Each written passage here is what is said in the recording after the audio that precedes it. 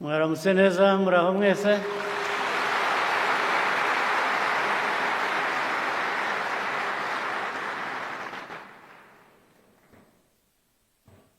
Vice Chairperson,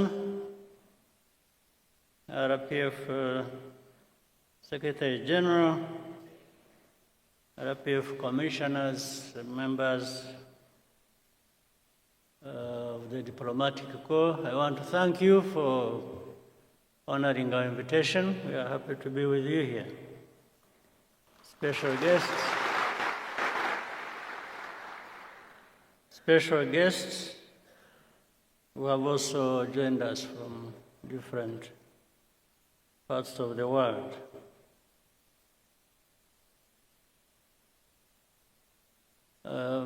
Ndabashimira kubera ko ngira ngo ubutumire bwabaye mu gihe gito ariko ndabona byitabiriwe n'abantu benshi mwakoze kuza.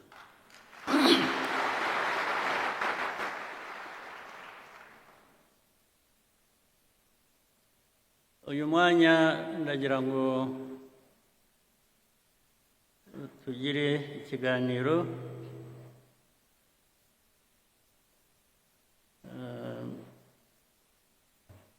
ndababwira ibyo ntekereza ku bintu byinshi ariko ndahera kuri RPF.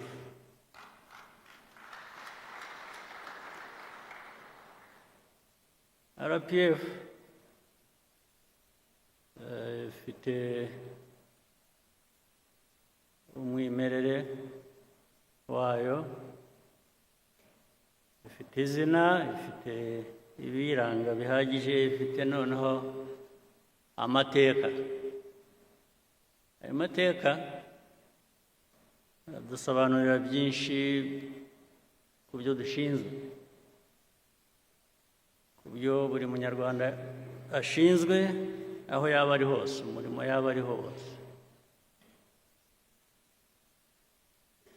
Noneho bikanasobanura igihugu uko abanyarwanda bakifuza, ibyo ndetse bigatuma havamo kumenya neza inshingano za buri wese. Igihugu twifuza ubu ni twe, ariko icyo wifuza ukigeraho ute? Inshingano ihera ku muntu ikarangirira kuri twese hamwe, buri muntu umusanzu we yazanye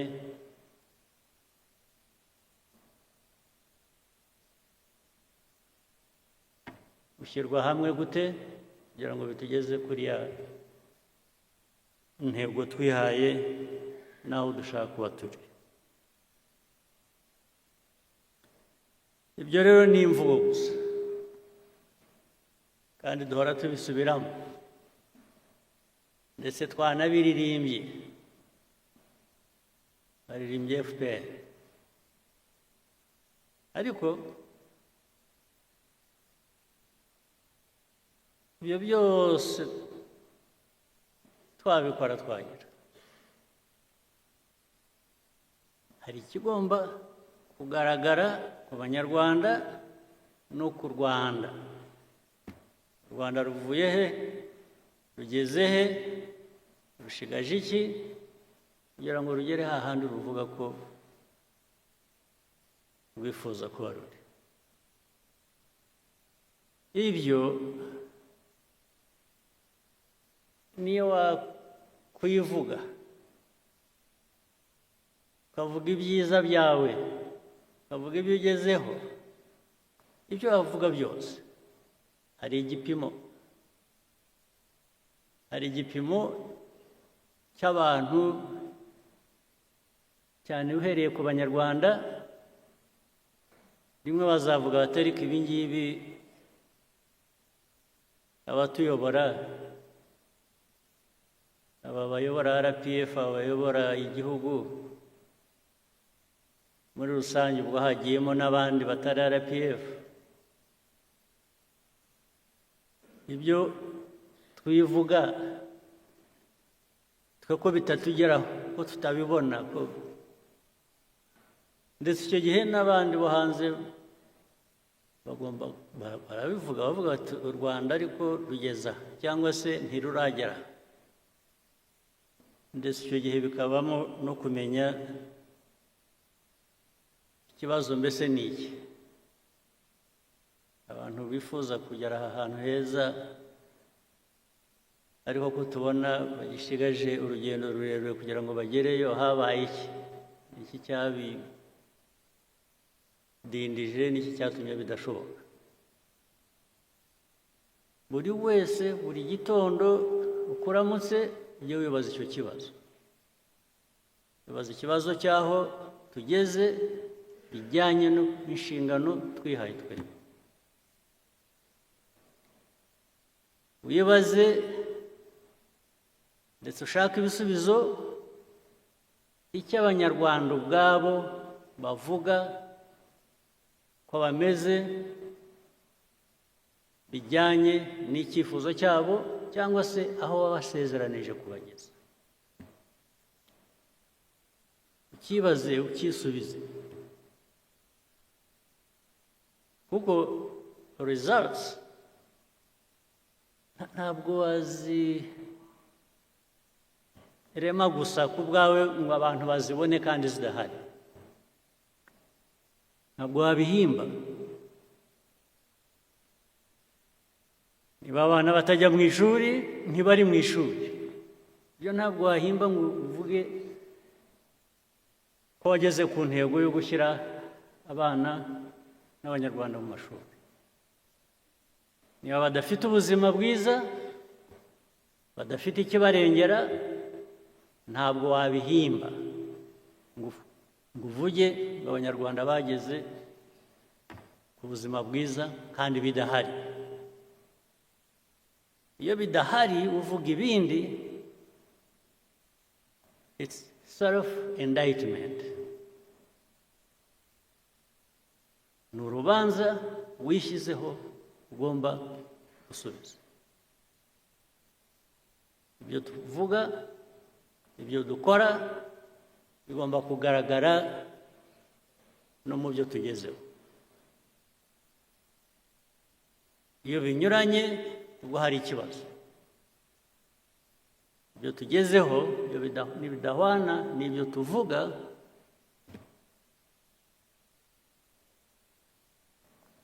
n'ibyo dukora, hari ikibazo. RPF rero uyu mwanya tuba tubonyeho iki kiganiro ni ukutwibutsa, ni no kugira ngo twisuzume, umwanya wo kwisuzuma. Uwisuzuma kandi iyo yibeshye cyangwa iyo abeshya, ingaruka zabyo zirahari. Niwisuzuma ugasanga nta ndwara ufite, wari uyifite, iyo ndwara irakwica.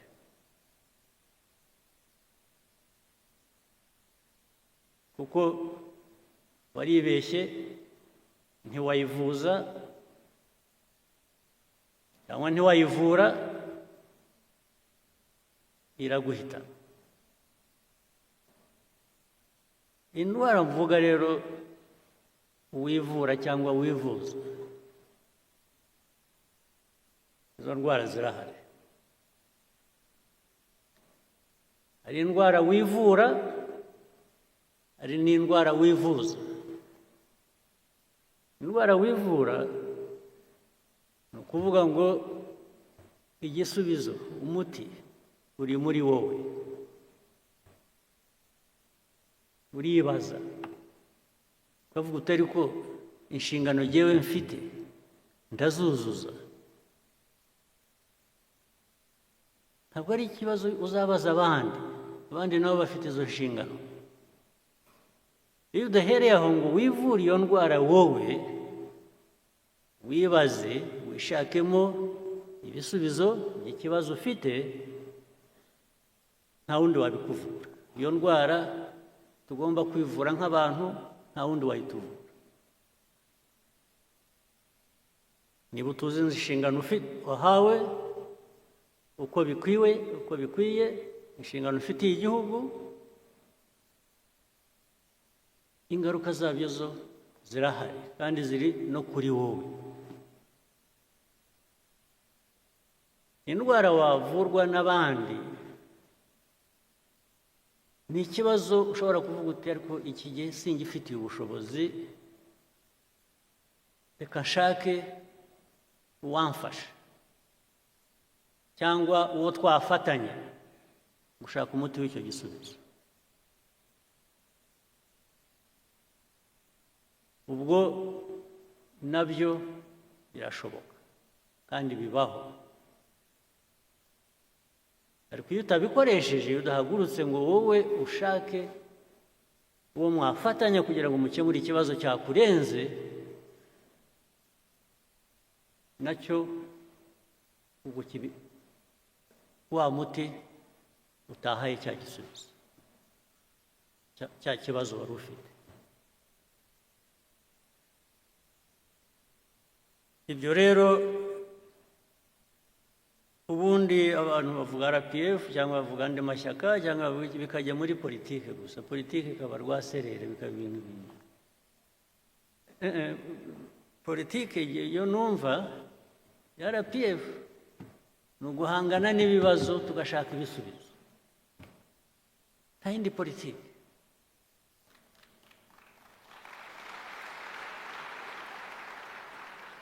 Politike y'ibinyoma, yo guhimba, yo kubeshya, yo gushakisha uko watirisha, bimwe mwita gushushanya rimwe na rimwe, ibyo biguha ibindi bibazo, ntabwo biguha ibisubizo, byongera ibibazo ku byo wari ufite.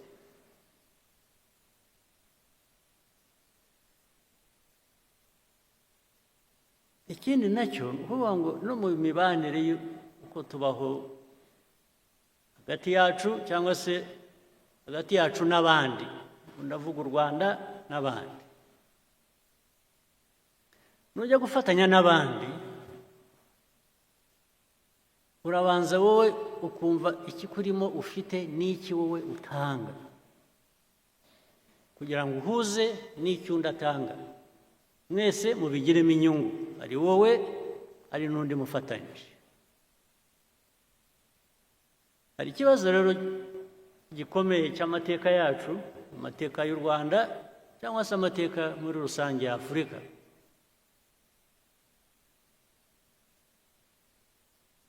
Iteka dusa nk'aho twebwe ntacyo dufite dushyira ku meza ngo dusangire n'abandi. Duhora dushaka ko abandi bagira icyo bashyira ku meza, twe tukaza tugasangira nabo.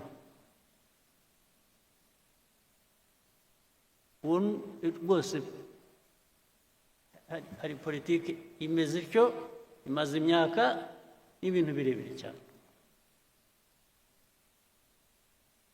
Niba ushaka uwo mufatanya, uwo mwakuzuzanya, gira icyo ushyira imbere nawe uvuga uti reka twuzuzanye.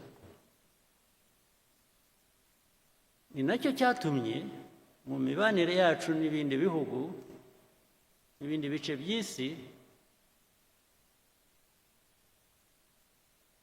duhora turi abo kugabirwa, gufasha, kuzanuka.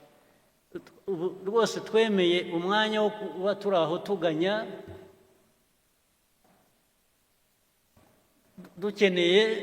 dutegereje uwatugoboka. Baraboneka, abo bagoboka baraza rwose baraza, ariko ikibazanye ni imbabazi bagufitiye. Kubera iki? Kubera iki bagufitiye imbabazi? Kuki? mujya mubibaza babafitiye imbabazi barabaha kubera iki? nuko utari abantu nk'abandi, nta bwenge mufite, ibyo buri gihugu ni bitoya nk'icyacu, ni bitoya nk'igihugu cyacu. Buri gihugu, buri bantu bafite icyo bafite. Aho kugira ngo rero ugiteze imbere, kiguteze imbere, ugire icyo ukora, gutegereza ko uwahandi azaza we kuko azi icyo kugikoresha akagitwara, kazaza kuguha imfashanyo wari ukeneye, uba wicishije, sinzi, uba wigize ubusa. Ntimukigire ubusa, ntimuzigire ubusa. RPF niyo message yo kwigira ubusa. Kwigira ubusa, mukaba ubusa, mukemera kuba ubusa, mukemera ko mushobora kubaho, muzagira icyo mutunga, muzagira icyo mukora, ari uko undi muntu yaje kubibakoresha cyangwa yabibakoreye. Iyo niyo politike mbi nibwira ko RPF mu nshingano zayo mu myaka imaze mike, ntabwo ari myinshi cyane, nicyo kibazo yagombaga n'ubigomba gusubiza.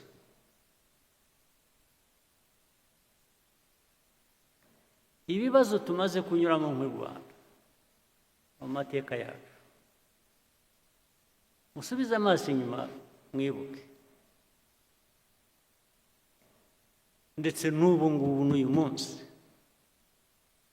u Rwanda rutahagurutse ngo rugire icyo rwikorera rwigezaho, ubu muba muri ubusa, muri ubusa. Ariko abo kudufasha, abo kuduha ibyo dukeneye, abo kutugaburira, bo barahari, baba baraje bakatugaburira. In fact baraje buzuza ku byo twagerageza gukora, nabyo turabibashimira. Ukuzuza ku byo agerageza gukora ni byiza, ariko udahereye hahandi ho kugira ngo wowe ugire icyo ukora, ugire icyo wigezaho, hinduka ubusa.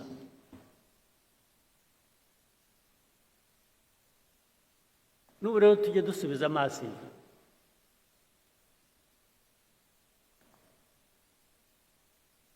kuko bigenda bituganisha n'ahantu nyine duhurira n'abandi, haba mu karere, haba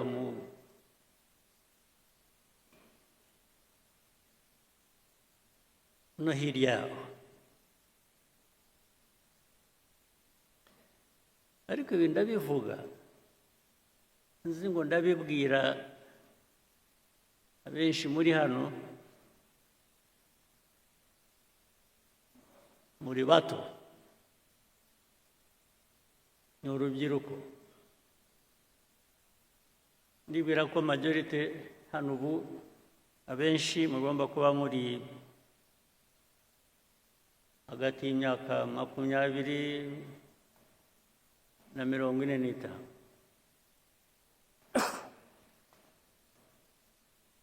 Twebwe iyo twarayirenze, turi kure. Ariko natwe twarahanyuze. Muri twe ndagira ngo mwebwe mukiri aho ngaho bafashe mutekereze. Ubu twe byaraturenze, aho tugeze dusubiza amaso inyuma, tugatangira kuvuga ngo iyo mbimenya nari kugira nte.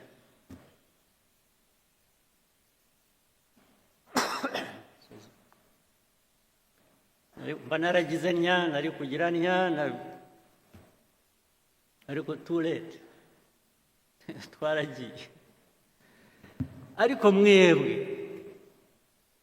ntimuzategereze kwibaza icyo kibazo karabaye. Ni ubu ngubu sinaho.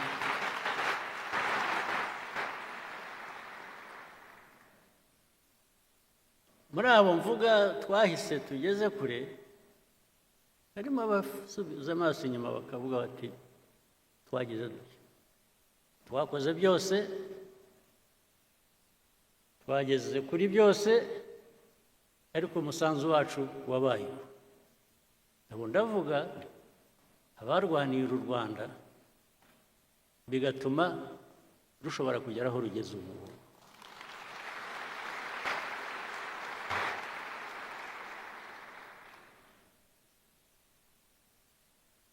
Now it is your time. Mwebwe urubyiruko mbwira. It's your time. Don't wait until you are 70 and then you start asking yourself, what did I do? I wish I knew. I didn't. No, ndakubwiye. Ubyumve ushake uko bigenza n'usohoka. Cyangwa wenda bamwe murabikora. Naho igihugu dushaka kubaka, njya numva of course bigezweho mu rubyiruko ni vibes. Bageze kuri vibes.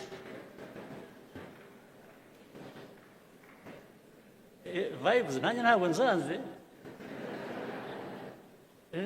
Good vibes ntabwo nzanze, ariko uhagaze kuki? So vibes natwe twese usibye ko dushaje twebwe, ariko zigera ku ihe myaka, zigera no ku bakuru ngira. Vibes n'abakuru ntabwo bazanga, ariko kugira ngo tujye muri vibes tugira aho duhagaze please.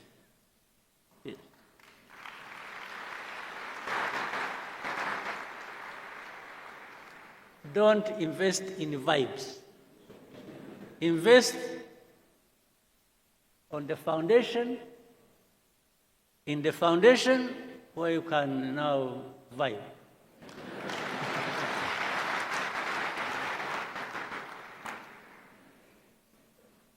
Kuko niba nta foundation ihari karakubaho.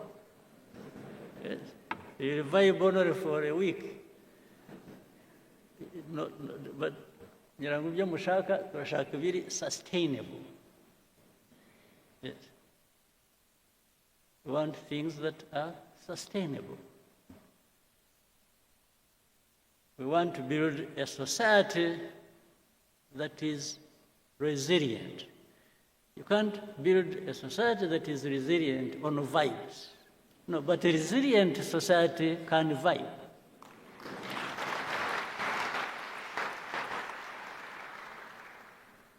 Isn't it? So it is a daily responsibility mukwiriye gutekereza. Ni ikintu mukwiye gutekereza buri munsi. Ntuhore ufite impungenge ariko ejo nzamera nte, nibucya ndaba meze nte. Uhora ufite kuko stress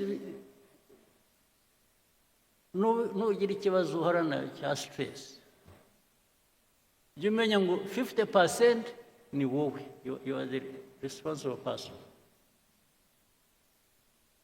You have worries, you have this, you have urakora ibintu bigutera stress, but there are different ways of doing things and achieving what you want to achieve. So it's not just even the results, it's the process that takes you there. What have you invested in that process? What thinking? What feeling? what commitment in the process to give you the results you want.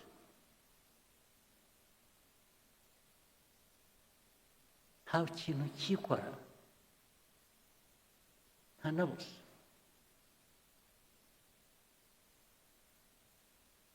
Mbese njya numva hari abantu bagibwamo n'umwuka,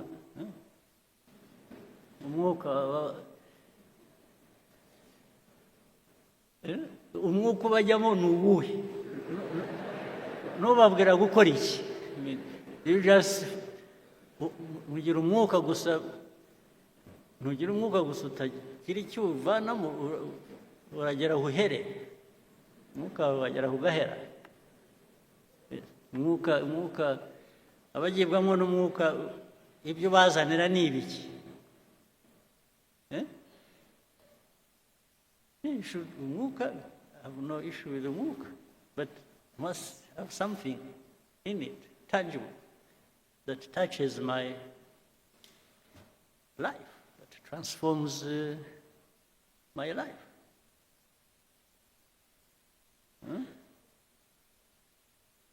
Abagira amahirwe mugire umwuka, please, ujye ubahira, ariko ntibigarukire kuri mwe. Iwe wagiwemo n'umwuka w'amahirwe, wagize amahirwe, wowe kuki utawusangira n'abandi? Nawe ukabageza, mwese mukawusangira. Kuko nukugeramo wenyine ukawugumana, ariko nabwo icyo mvuga ntukabe imvugo gusa, bijye mu bikorwa. Njye nimbona mu bikorwa bihari ushobora kureba byaturutse ku mwuka, nanjye ndawifuza, nanjye nzagana aho ngaho. Ariko the measure ni what is it that has been delivered? What is it that we can touch and feel and benefit from to improve our lives? What is it?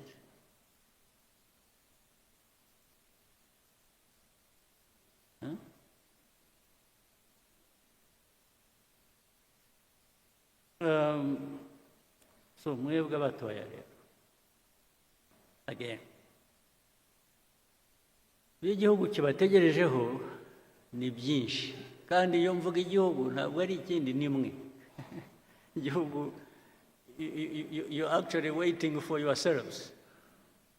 Yes, ni mwe mwitegerejeho the future. Ariko ya process navugaga na wa mwuka ni a couple of things. Urubyiruko, bya bindi navuze by'amashuri n'ubuzima, ugomba kugira ubumenyi ukagira n'ubuzima, kuko niba mudafite ubuzima, ubumenyi buzakumarira iki? Kumenya bizakumarira iki udafite ubuzima? Must have both. And it is easy to have both if you have made the choice to have both. It can't be one and not the other. You must have both. Ni nk'uko ku rundi ruhande rumwe, niba uteye imbuto, ni nko kurera, ni nk'uko utera imbuto, igiti kigakura, ukajya uhora ugiha ibyangombwa gikeneye kugira ngo gikomeze gikure gifite ubuzima. Namwe abantu hari kwakumenya nimwe mukwiriye kuba mugerageza ibishoboka byose kugira ngo mubugereho, ndetse bitari ukubugeraho gusa, mushobore kubukoresha kubageza ku byo mwifuza.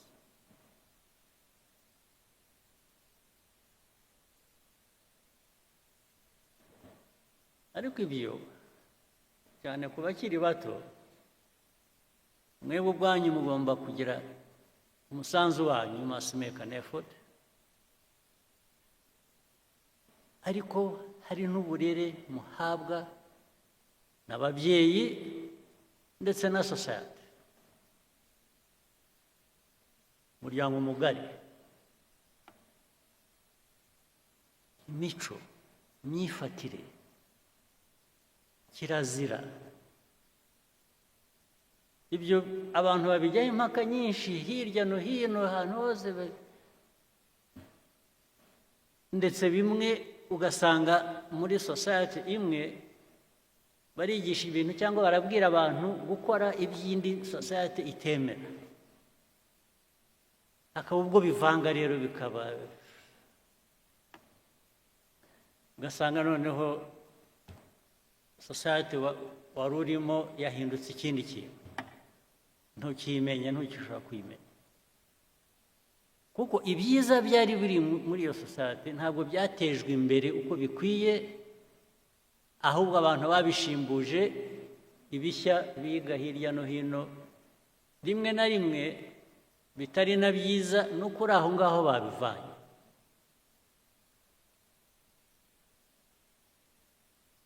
Urubyiruko, kubarera ni ngombwa, kwirera ni ngombwa. Kwirera ni ukuvuga ngo wowe urahitamo icyo wifuza,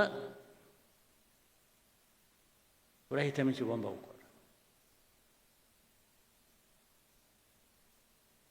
Ariko urubyiruko rukura ruri aho, ya resilience navugaga se tuzayivana he muri aho, muri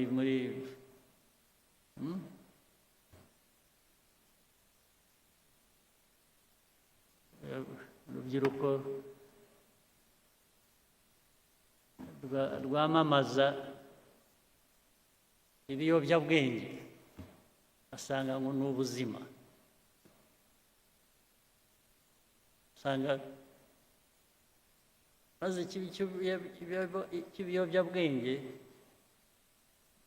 by the way ndabishyira hamwe byose, ni inzoga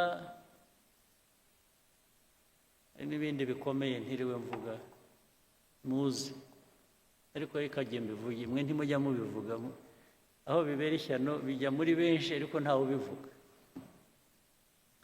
Hari ikiyobyabwenge cy'inzoga,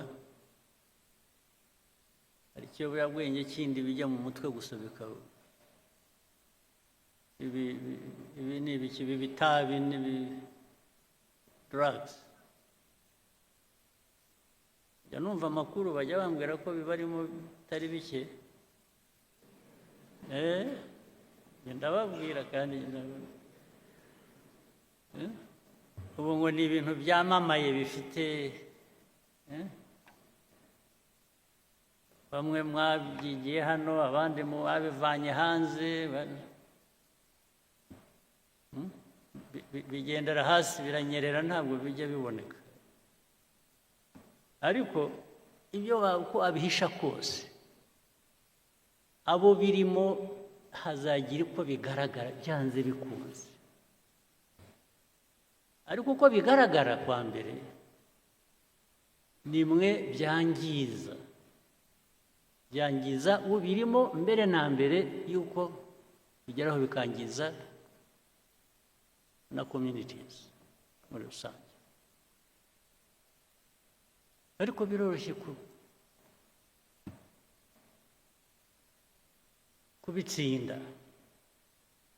kubitsinda kwa mbere ni ukutabigira imvugo, ni ukutabigira ibiganiro, ni bigira ibintu by'igitangaza abantu bakwiriye kuba bakora, kutabyemera.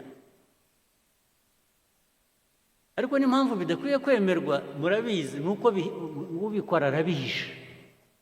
Wowe ushaka gukora ikintu uhisha kubera iki? Kuzi ko ari kibi. Ikibi sura gukora iki?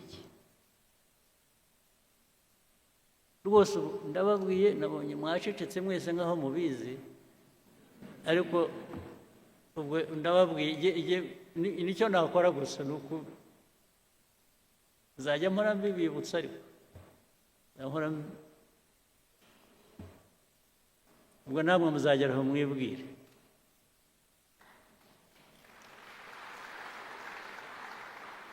Icyo mbivugira ni iki: urubyiruko tubatezeho bya bindi nabanjirijeho, ni mwe mwakiza u Rwanda rw'ejo uko tugenda dusimbura. Keretse niyo iyo mission mutayishaka, it's a different matter. Ni bamwe mutabishaka mwaravuze ngo okay, ndetse hari aho mwageragera ngo mugashyira urubanza ku bababyaye, ngo ariko se ubundi ndi hano, ubundi mwashyize hano kubera iki? Ukabwira ababyeyi mwambyariye iki? Ariko ibyo ntabwo ari urahare, ibyo ari byo byose ugomba gukora effort yo kuba muzima, not just for yourself, ariko no ku bandi. Kuba muzima bikagira n'inyungu ku bandi, bitari wowe gusa. Icyo tubatezeho urubyiruko mwebwe bishya u Rwanda rwifuza, yamumva ibintu bavuga bya innovation. Murayumva yavuga buri munsi. Innovation, yes. Innovation irimo abantu bameze neza, bafite ubuzima bwiza, bafite ubumenyi, bafite gushaka igera kure, irafasha, yubaka abantu, yubaka igihugu. U Rwanda nicyo twifuza. Ikindi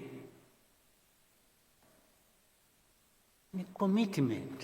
Ugomba kugira ikintu cyawe, igihugu cyawe, aho ukomoka. Ugomba kugira icyo igihugu kigira icyo kiguha, ugomba kugira icyo ugiha. Igihugu kiraguha ukagiha. Ibisigaye ni politiki zisanzwe, muri polisi zituma abantu biteza imbere ndetse bateza igihugu imbere, bitari ibyo gusa. Ibyo ndabasabye mujye mubitekereza. Kuri iki gice reka ndangirize ku kindi. Ibyo mvuga rero nabyo ntabwo bikwiye kuba amagambo gusa, bikwiye kujya mu bikorwa. Ibikorwa ni ukuvuga ngo mwe muri aha benshi ni abayobozi, cyangwa se muri mu nzira yo kuba abayobozi. Imiyoborere aho uri hose, ku kazi ako ari ko kose, wifata ute, ukora ute, utekereza ute? Niba uri umukuru w'akarere, umuyobozi w'akarere, umuyobozi uzindi nzego zo hasi, uhari wumva koko ukwiye kuba uyobora. Umuturage arakugana mugafatanya gukemura ikibazo. Investor ushaka gushora imari arakugana, mukaganira ikibazo ukagikemura. Cyangwa umushyira aho ngaho ukamubwira gutegereza, kandi muri uko gutegereza ngo yibwirize, agire ukuntu atunganya inzira. birahari kugeza n'uyu munsi bibaho.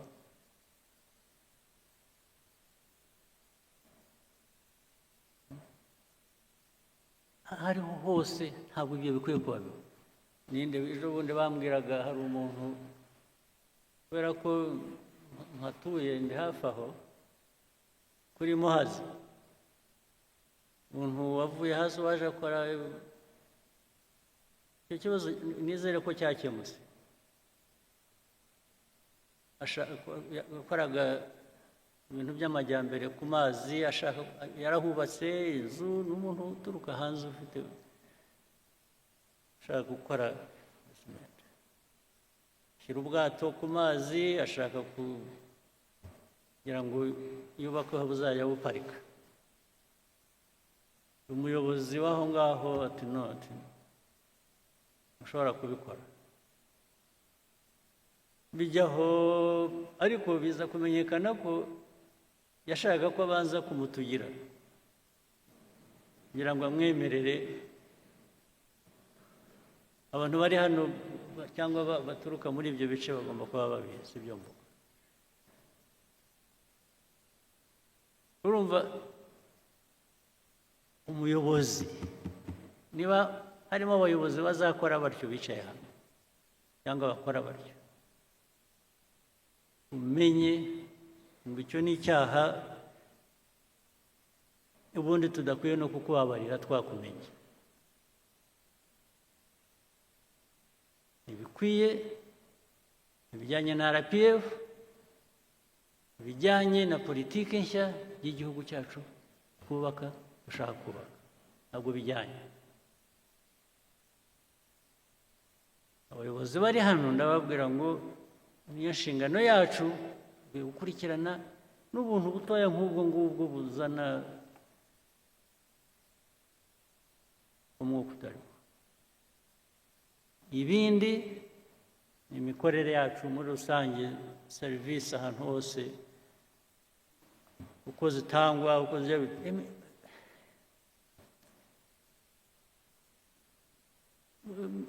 abantu bakora batyo baratudindiza ntitubamenya.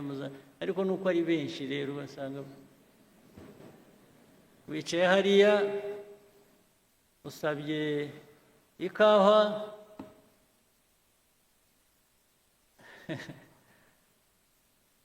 n'abaza bakakubaza ishyushye ikonje.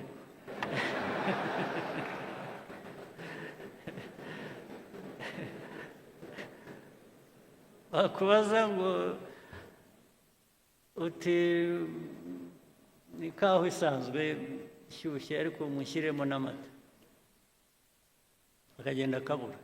Ubu ndavuga ibintu bimwe mbona n'abantu baba bavuga buri kanya, akagenda agahera pe minota 15 20 utegereje ikawa. Bakubaje niba ushaka ikonje cyangwa ishyushye, ariko bababwiye gushyiramo amata akabura. N'amata yabuze ntibakubwiye. So niba wicaye aho utegereje izakamwa bakohereza ku isoko mukajya gufata, bitubamo murabizi ahantu hose. Ubwo si byo ni rubyiruko nyabaki rumeze rutyo. Oya n'imigendere ukuntu bagenda yikurura. Hari aho nagiye rimwe ariko hashize igihe, nuko mbona n'ubu ngo biracyabaho, byarantangaje. Nagiye ahantu twajyaga dukina tenisi, abantu bamwe hano barabizi, kera hashize igihe. Turangije twicaye turuhutse, tubanza gushaka wagira icyo tubaza dushaka, arabura. Turahamagara, mushobora kuza kugira icyo muduha, ariko ntazi. Umukobwa mwiza ugenda neza,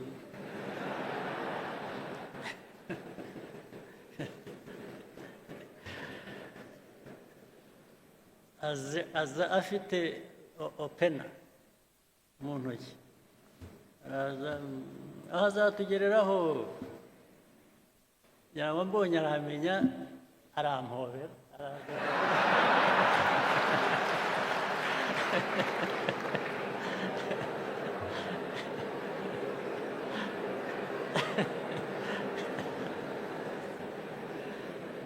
arabanza arampobera ndetse agomba kutuzunguruka twese aduhobera n'abandi turi kumwe bose abanyuramo ntabwo ariko se wa mwana turashaka ibyo dushaka waba ari ibyo duha ibi erega byasaga nk'ibyarangiriye aho ngaho kuduhobera tugeze aho twarambiwe turahaguruka turigenda ubwo urumva umuntu nk'uwo yangirije abakorera natwe twari turi aho dukwiye kuba dufite ibyo dushaka twishyurira natwe ntacyo yaduhaye twese tuviriyemo aho ari aho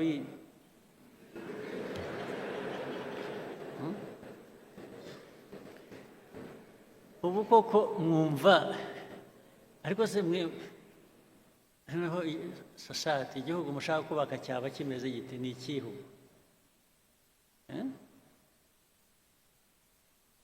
reka ibyinshi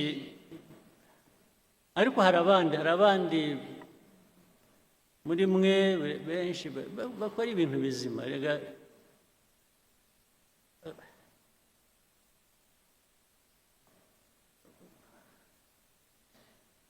ubu ibyo ari byo byose ibigaragara ni ibitari bizima niyo benshi baba bakora ibyiza ariko hakabamo abantu bake bemerewe cyangwa bakora ibintu bibi bya byiza ntibiba bikigaragara ni nko gufata amazi ikirahure cy'amazi ukadonyamo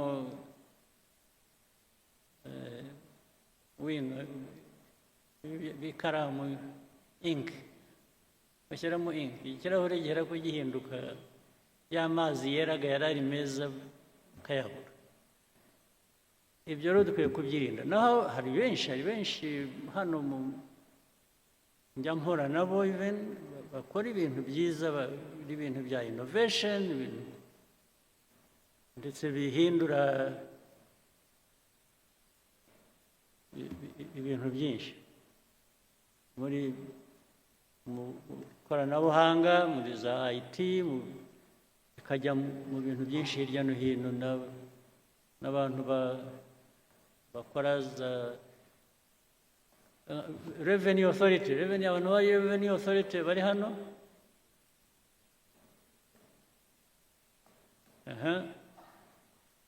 ngira ngo hari innovations nyinshi zibageraho cyangwa mu byazi zituma ushobora gutubura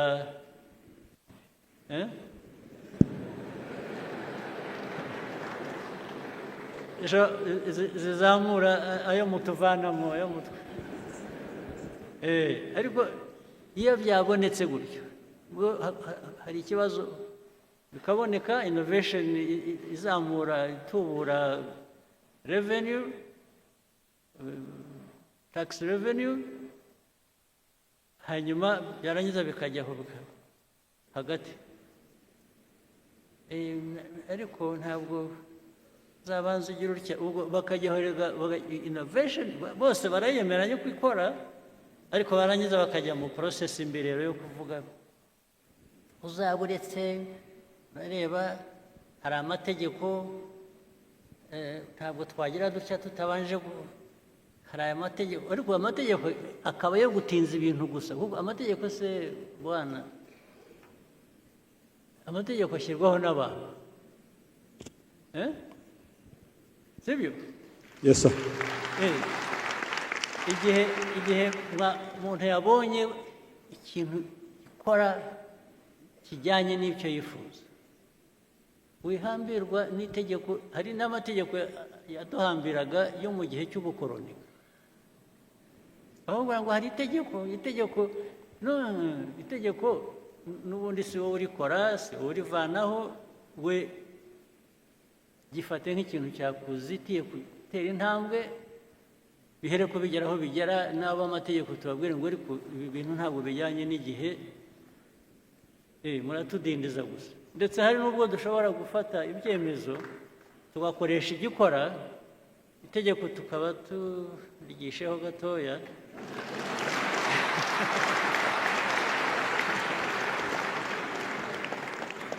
kugeza igihe rizahindukira ariko bitatubujije kugera ku nyungu twifuza iyo process niyo process ijyana n'igihe abantu bagezemo ntuhambirwa keretse dufite ikindi kibazo cy'uko abantu benshi ari n'ubwo iyo agiye gukora ikintu cyangwa akwiye kuba akora ikintu cya mbere kimubaza kuza mu mutwe kibanza kuza mu mutwe we ni inzitizi yo kutagikora ntabwo ari ukuvuga ngo ngiye kugikora hanyuma nimpora n'ikibazo icyo kibazo ngende nkishyira iruhande ahera ko abona ko hari inzitizi akagendera ku nzitizi bikarangirira ntabwo biba bigikora ntabwo igihe tugezemo gishya ari uko gikora hari icyo bifuza kuvuga abanyabaguhaye microphone mbwira ariko we utanzeho nk'urugero ibindi biri hano ntavuze n'ibiri hanyuma dufashe tubwire ko twakwihutira. Thank you, Your Excellency. Kuna mutugiriye. It's true. Innovation is very important. Nukurushaho gutekereza ibyatuma tubona amafaranga menshi nk'uko mwabivuze tugomba kwigira. We need to sustain ourselves. Kandi mwihute. Kandi twihute. Ubwira mugire ariko mwe ntimushaka kuva mu bukene vuba. Urumva ikintu haboneka ikintu kirangiriza ubukene mu cyumweru wowe ukavuga utari kugenda ashaka umwaka ubwo waba uri mu ntoki rwose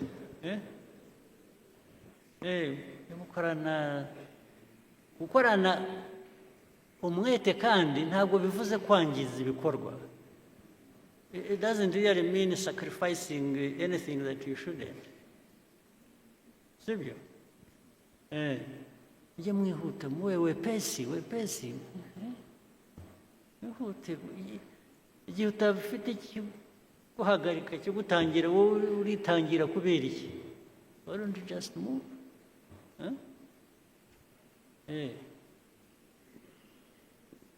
Bimwe mwita kurasa ku ntego. Ntimukarase hafi ku ntego. Keep straight. That's what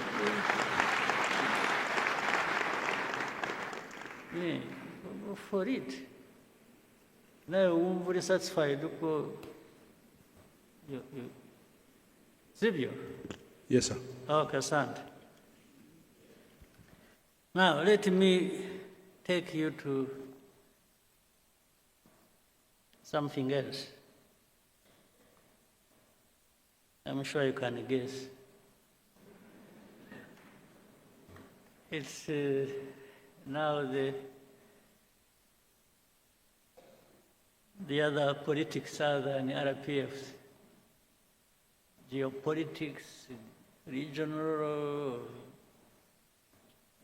or whatever. Because it affects us as well, a lot.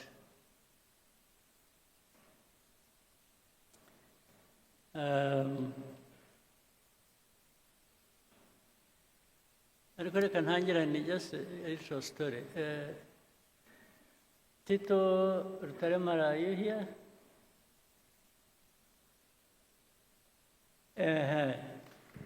I want to know where you are around. I want to tell a story. You know, in actual fact, igihugu cyacu kivuye kure. Ewe, ntikiravayo neza.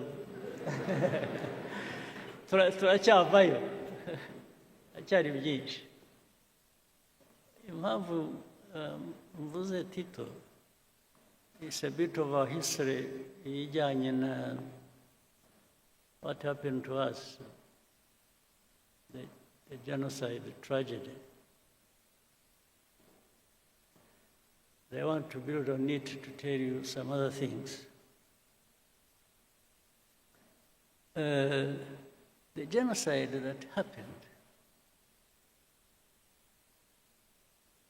there are indications of things that happened as far back as the 60s. That continued. Nubwo, we also have people who would say it's an exaggeration, really nothing happened.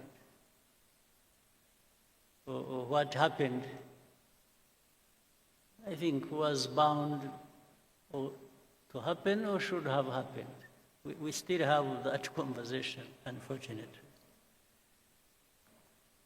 But I wanted to say something.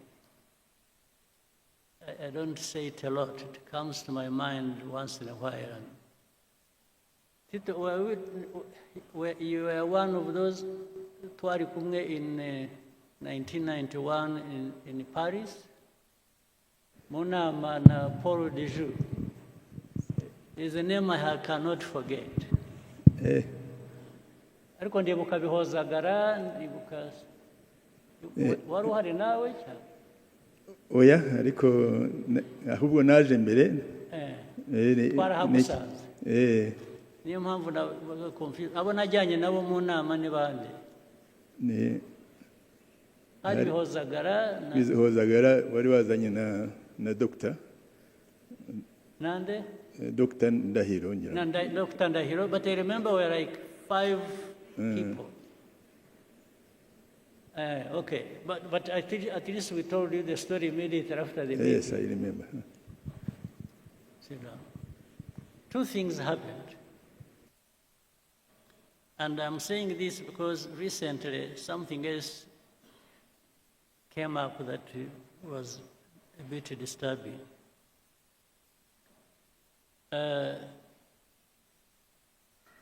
were invited, RPF, to go to Paris. We were supposed to meet some people from Habyarimana's government. It was about, according to what we were told, to talk about peace.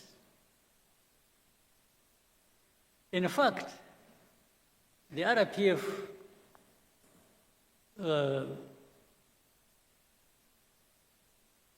for which I was vice chairman then, insisted I should not go. Because they are saying, you know, with all these things happening, and that was 91 September. Was it 91 or 92? 91 September. The end of 91. Eh? The end of 91. Yes, it was particularly, I remember, 71 September, I think it was 22nd. So the people insisted I should not go because there was chaos. They even thought they were worried about my security and so on and so forth. So,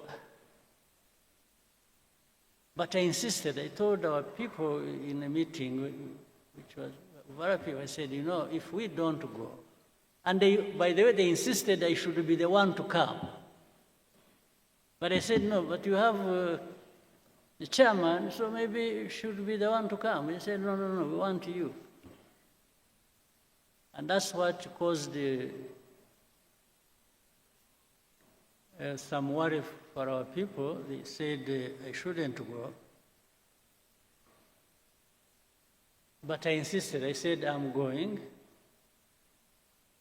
Because if I don't go, if we don't show up, we will never be understood that you think we are just there fighting and we don't want peace. So I went there. A couple of things quickly I go to something else. So when we arrived, we had a meeting. It was in the morning. I met a couple of people.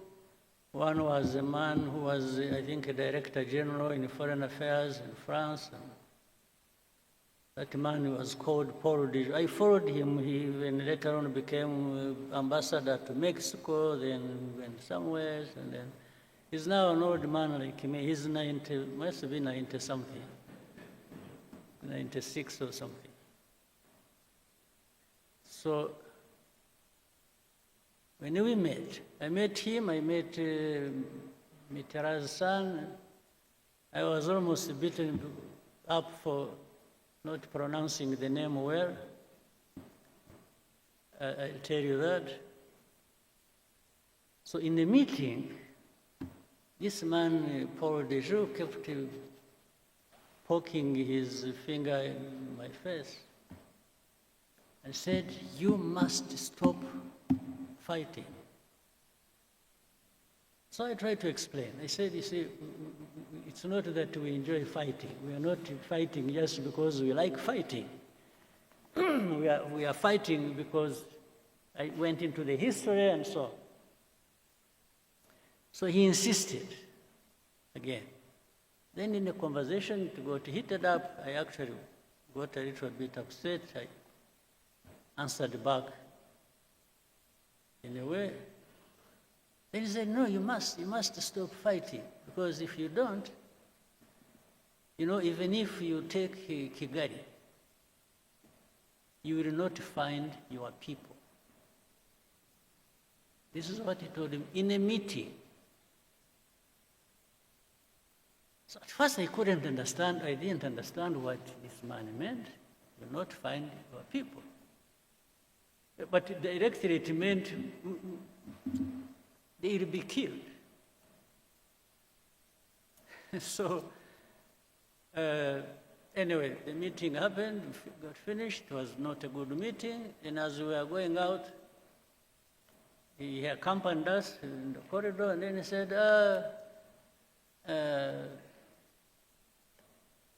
"Hope to meet you next time but he was being sarcastic, when you are the commander of the new army of Rwanda." I said, "Yes, sir."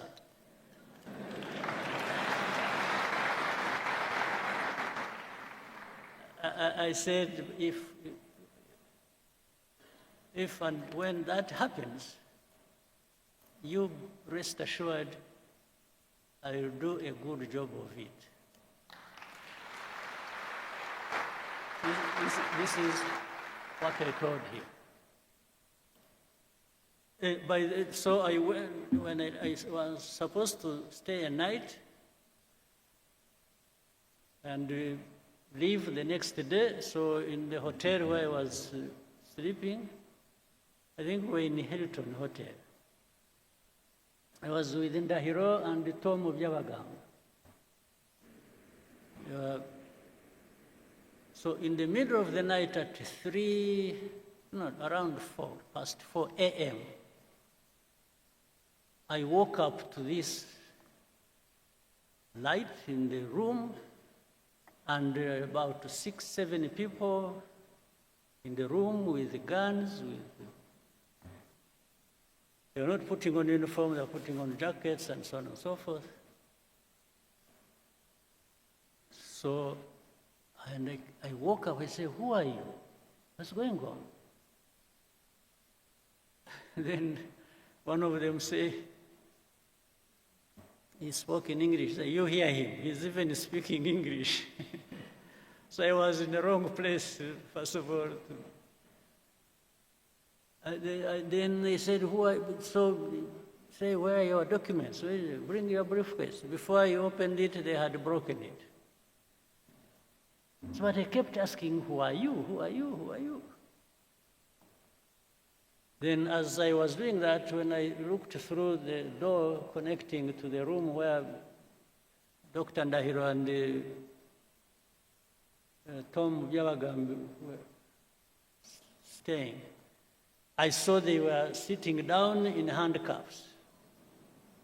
For me, they didn't put me in handcuffs. So I asked people, I said, what is going on?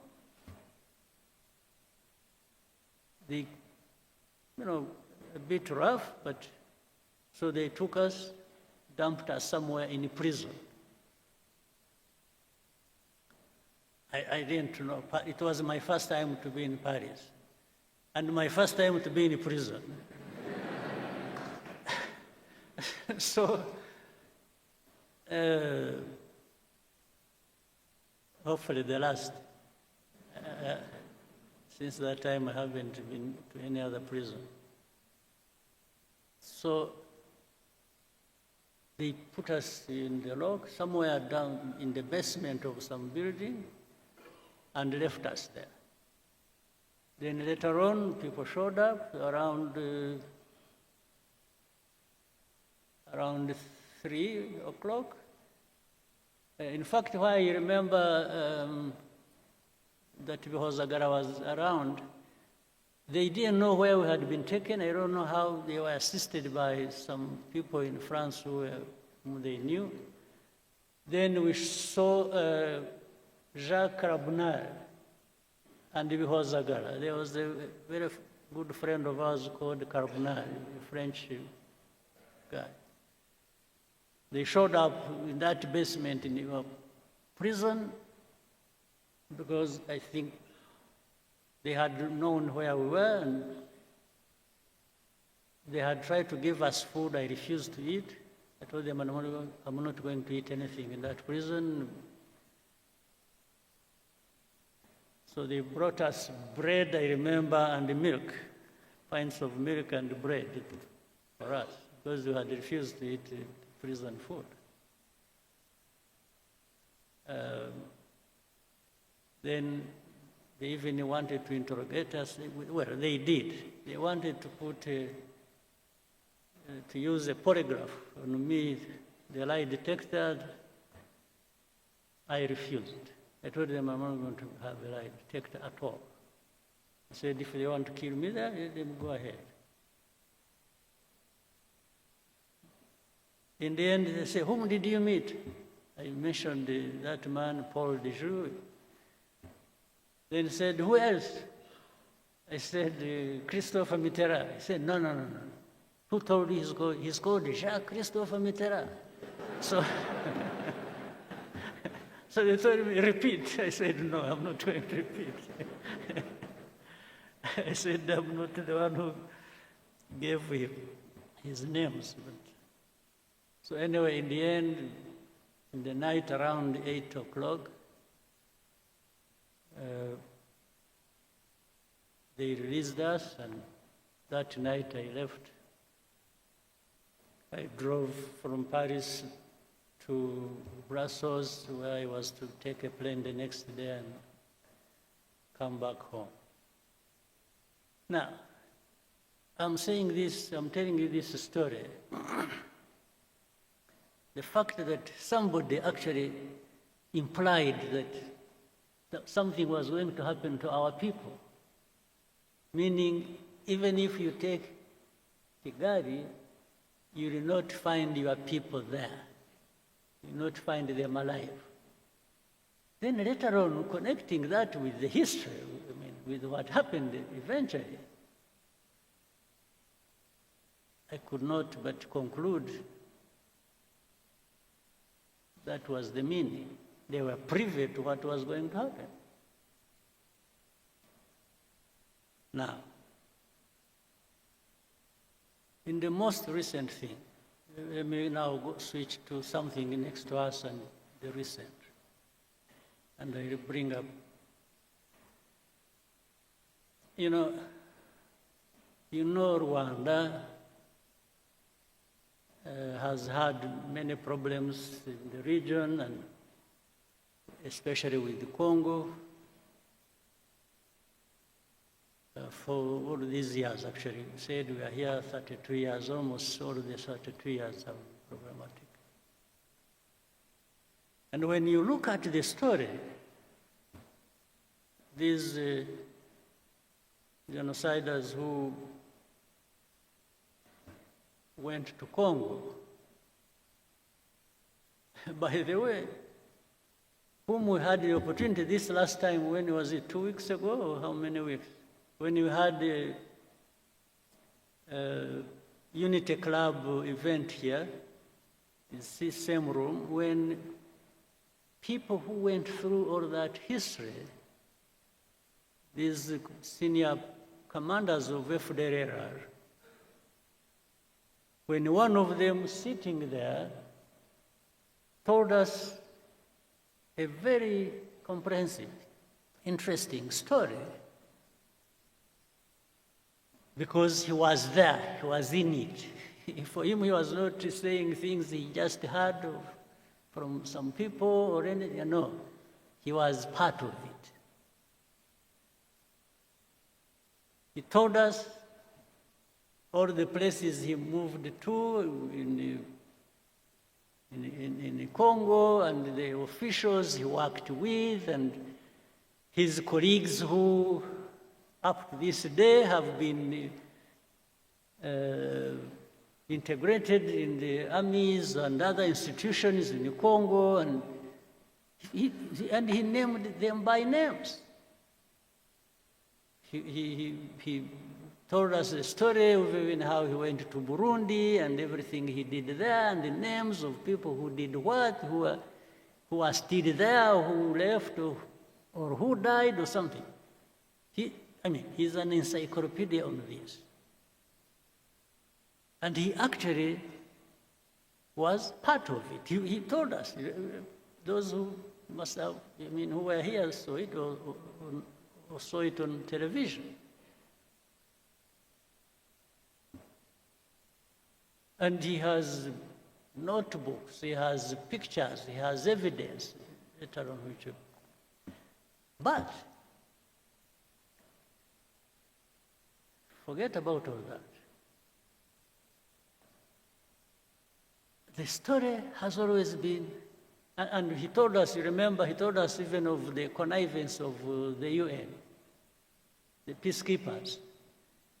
Yes, they worked with, they were selling gold together, they were involved in the timber business, in agriculture, and named places, people, and where.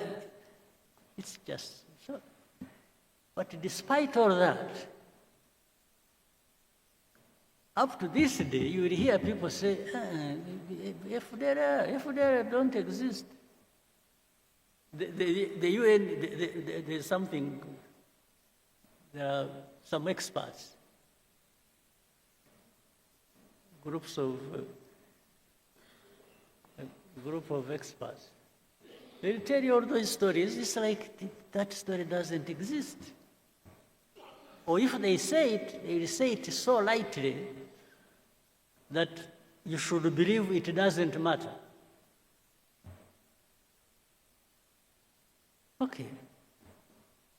So it goes on, and then some of these leaders in the region, in Congo or Burundi, they say it publicly, how and on which side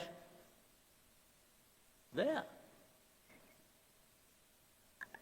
And their intention, and even what they have said on camera, somebody will want to convince you, no, it's not him.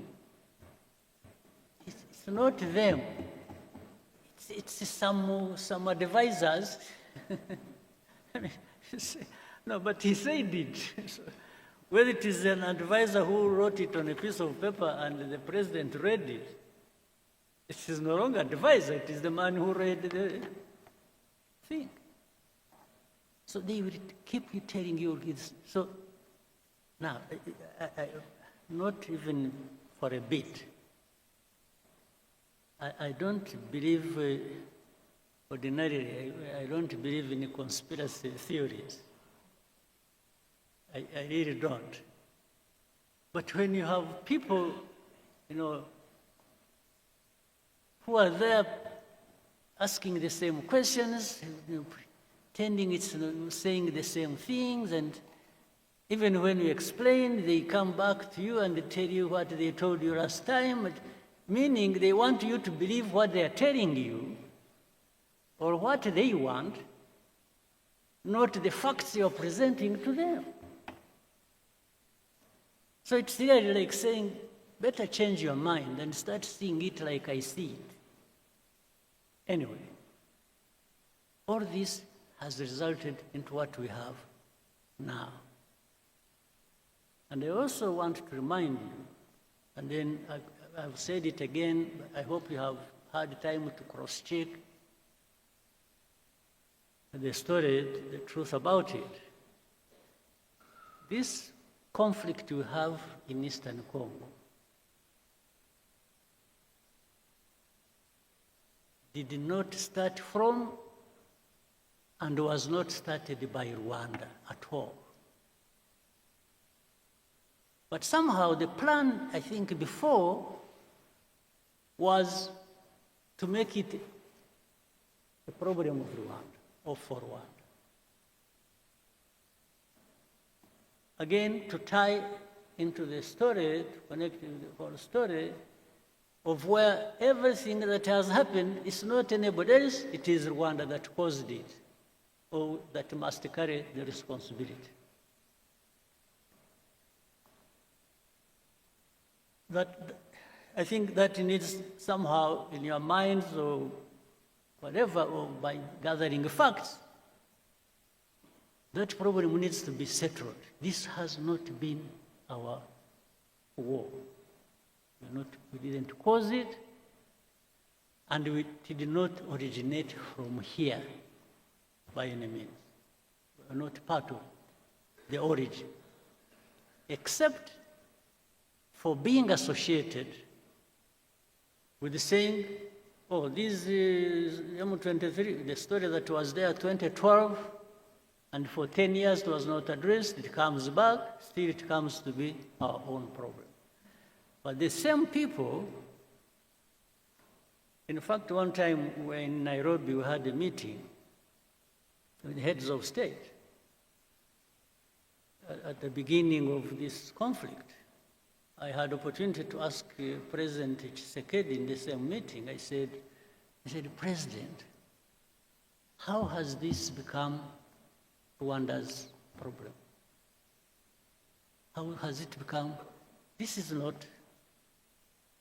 anything started by us or didn't come from Rwanda. Why? He just hesitated, and I told him, I asked him, I said, do you know, are you aware of the fact that actually that whole rural areas, those areas around, have more or less been taken over by FDLR, and they even man roadblocks and collect taxes?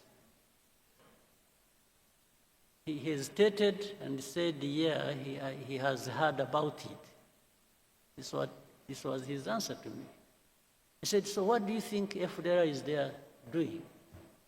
And why do you allow them to be there? And we have asked you to work with you to address that problem together. You have refused. Now, before that was over, another president offered an explanation and where those people originated from when they went to fight in Eastern Congo, saying it came from started from his country. So, and every time I brought up this issue with the people, I said, why did you make this Rwanda's problem? It is not Rwanda's problem, it is the problem of Congo and their own people, and it only becomes our problem when it comes to FDLR that must be sorted out. One way or the other, either you sort it out, you Congolese, or the UN that is employed there in their thousands, you address that problem and stop them from invading our country, or we will sort it out ourselves.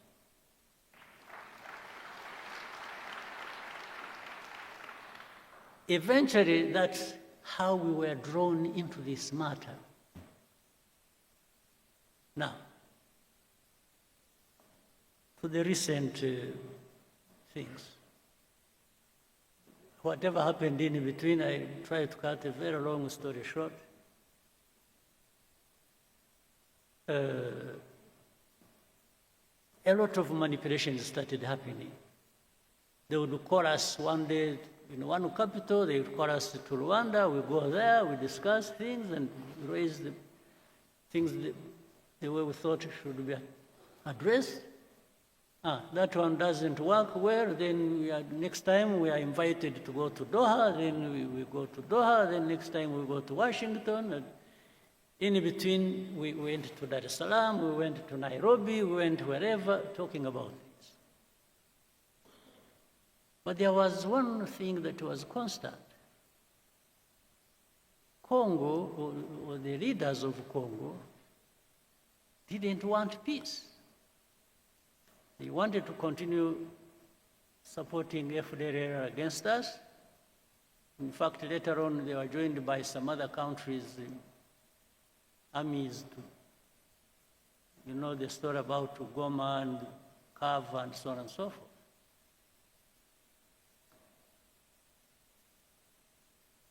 So,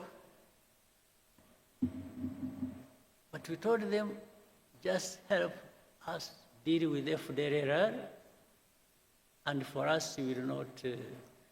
But in the end, something came up. It's like, by the way, you should also, it's like, even now when we talk about removing defensive measures and so on and so forth, which I'll come to later, they say Rwandan troops must pull out of Congo and so on. So we say, yes. You know, for many of these people who pretend, they actually, by that, they mean that even M23 will be pulled back into Rwanda. That's something hidden behind. It's like they expect us to be receiving M23 here. Now, that goes into a long debate. Whether or not,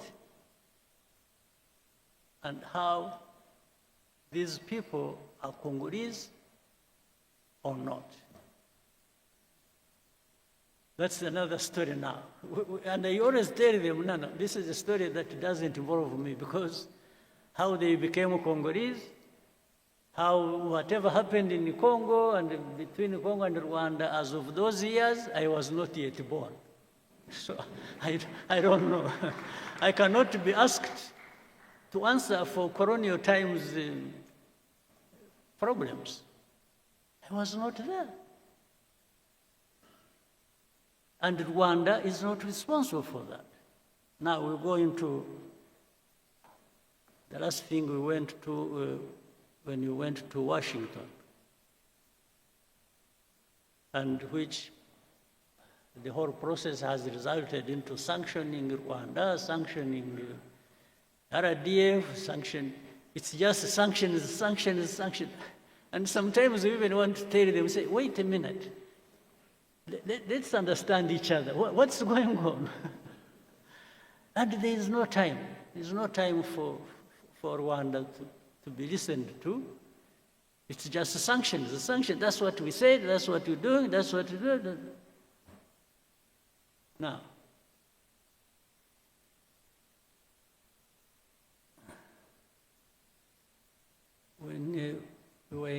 before we went to DRC, to DC, Washington, DC, on 4th of December to sign an agreement. A couple of months before that, we had been actually giving information of what was going to happen in Uvira, owing to the troops that were moving there from Burundi and the Congolese army and what they intended to do and so on and so forth. We gave them everything. They know it. They can't deny it. It is on record. It is in writing. So when Uvira fell, Then they got an opportunity to say, okay, you know what? Let's frame it as Rwanda literally insulting President Trump and defying Washington and disrespectful. They didn't. So they are the ones who caused the Uvira. And we told them, so this Uvira was, we forewarned you about Uvira 2 months before signing the agreement. Said, how can you hold us responsible for this? Then,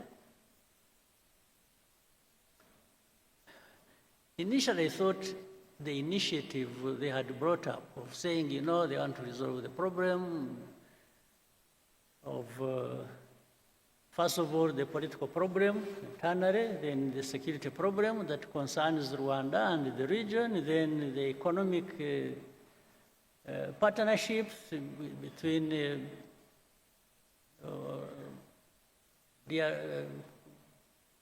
US, DRC, Rwanda, and the region. I said, you know, I thought this was a wonderful thing. We really embraced it. We said, oh, this is something. But little did we know, we had actually been just set up for something else. Because in the middle of it, there came a story. It is, you know, what we want to achieve is no M23, no FDLR, and we just walk to the mines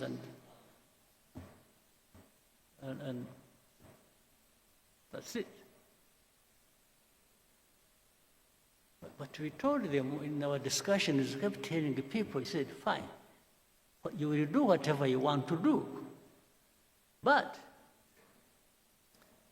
how do you just expect these people fighting for their own rights, these Congolese, the FCM23 and others, for them they are on the ground fighting, the others are fighting politically all over the place, as you have seen, including the religious leaders and so on and so forth. I said, how do you just all of a sudden think you will wish away all of this without actually addressing some of the root causes? He said, no, because we can't. Oh, then the mercenaries came in. These are the second round of mercenaries. You know, there are first mercenaries who even came through here and were transported back. Other mercenaries came in the background, and they were the ones, somehow they converge with the policy on the region and on resolving this problem. They are the ones dictating, and I think these are the ones who are supposed to finish. But this, while the initial thing was to finish FDLR and finish M23, this time it has become finishing M23, not FDLR. FDLR because they are working with the same people and working with the government of Congo. Now, all these facts, they are known. But the complication of this, the world politics and the geopolitics, is that there are people who think they just dictate what the truth should be and what should happen, and for the rest you just shut up. That's what is going on. Today, what is going on is if you raise an argument, you say, oh, you know what, I'm going to sanction you. that is the argument. Now, something I shouldn't forget, I said I was going to, because of the story I brought up earlier. In the recent weeks and months, You have heard of the story of the killings and the fighting that has been going on in a place called Minembwe, around the Minembwe area. This is a place home to some Abanyamulenge or some other.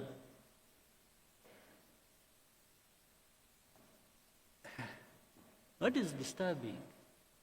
At the beginning, when even in our argument, when we told them what is really happening on the ground and telling the people how, telling the powers that be what was going on,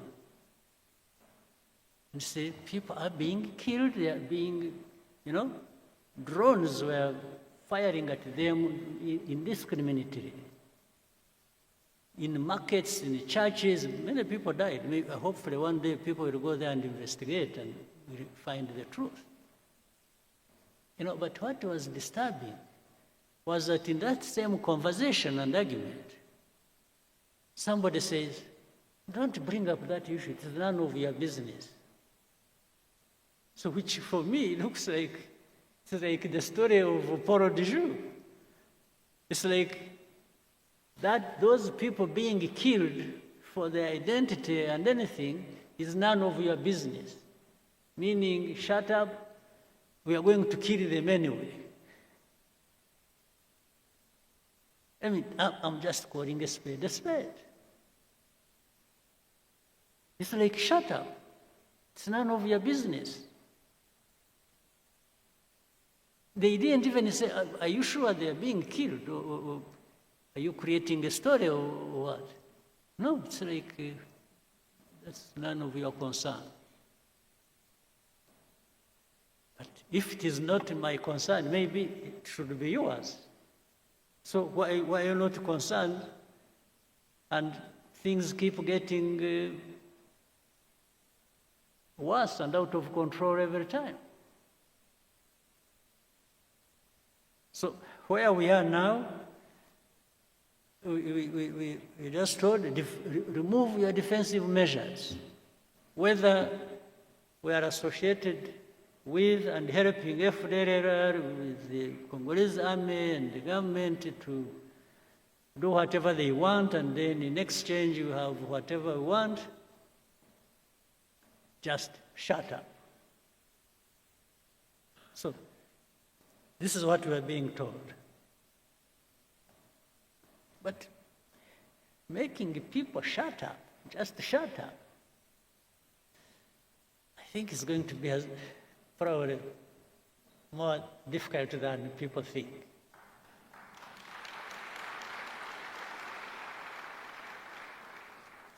To say we will support those who want to come and kill you, or like they killed you last time, or we will handle it the way we want, so shut up. Well, I only shut up when I'm dead. That's when I'm coming.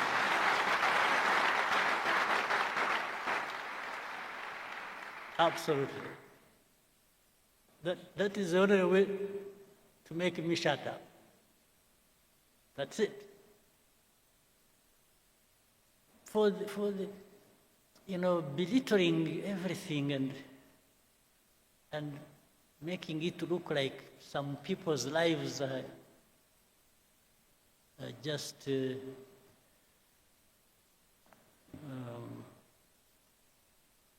maybe, I don't know.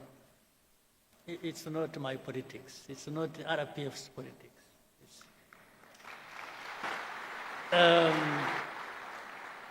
We're a small country,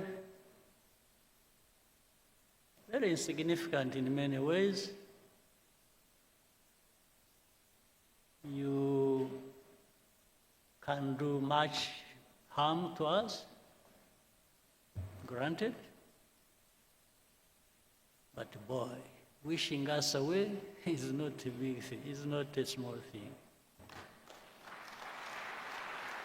Wishing us away just to say disappear. They were saying they will make disappear FDLR, they make disappear M23. By extension, they were saying even you, Rwanda, will make you disappear. Well, I can't invite it. I can't wish to have such a thing. But when it comes, when I have not been able to avoid it,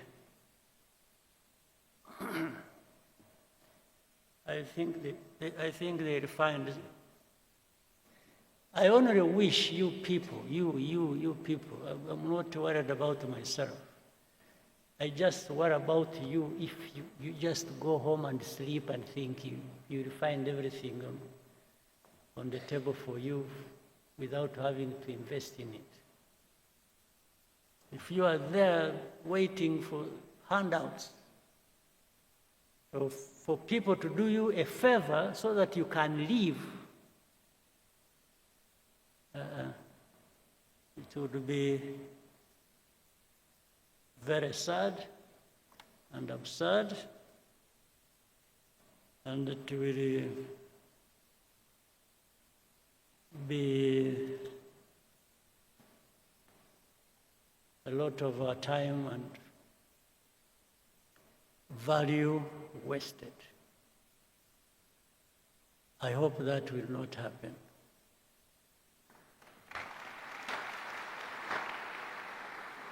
And for that,